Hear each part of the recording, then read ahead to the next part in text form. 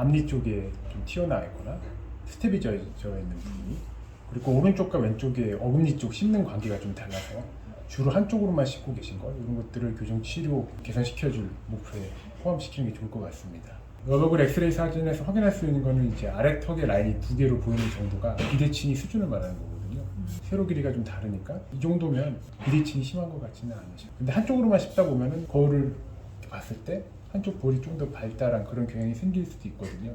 어떠세요? 사진을 찍거나 했을 때 난 좀 비대칭이 있는 거 같아요. 본격적인 비대칭 자체는 심하지는 않으시니까 씹는 거를 왼쪽 오른쪽으로 좀 골고루 씹으시면은 그런 것들이 혹시 개선될 여지도 있을 수 있습니다. 근데 그거는 단기적으로 바로 교정 치료를 한다고 해서 획득될 수 있는 목표는 아니어서 오른쪽 왼쪽을 씹는 거를 최대한 비슷하게 맞춰놓고 이제 오랜 기간 동안 골고루 씹는 거를 연습을 해야겠죠.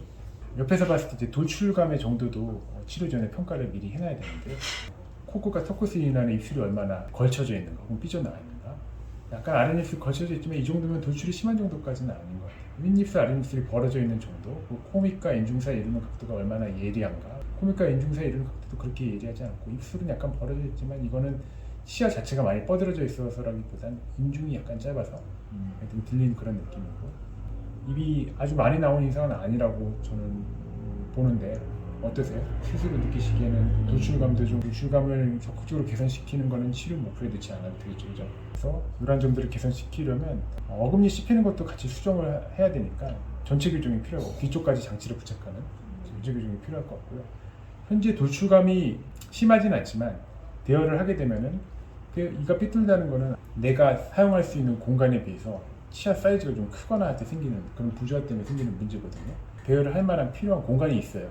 그 공간 획득이 필요한데 그게 아주 심한 경우에는, 입도 많이 나와 있고 입 삐뚤 것도 심한 경우에는 이를 빼야겠지만, 이런 경우에는 굳이 이를 뺄 필요까지는 없을 것 같고, 치아 사이를 치간 삭제를 통해서 조금씩 따주면은 이 정도 배열에 필요한 공간을 확보할 수 있을 걸로 보입니다.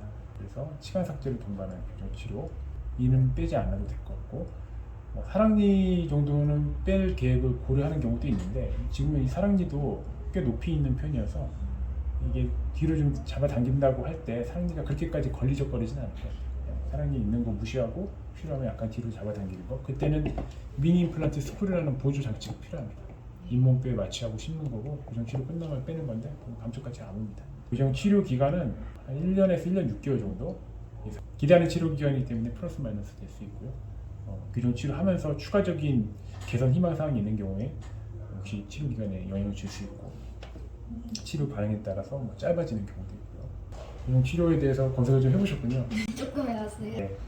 요즘 대부분 자가결찰 쓰고, 자가결찰 방식은 환자가 느끼는 장점이라는 거는 제조사의 설명일 뿐이에요. 제가 편해서 쓰는 거예요. 꼈다 뺐다 하고 고무줄을 철사를 이렇게 조일 필요가 없으니까 제가 편해서 쓰는 거예요. 어떤 장치를 쓰는지 전문가적인 영역이라서 그런 거를 다 공부하시거나 고민하실 필요는 없어요.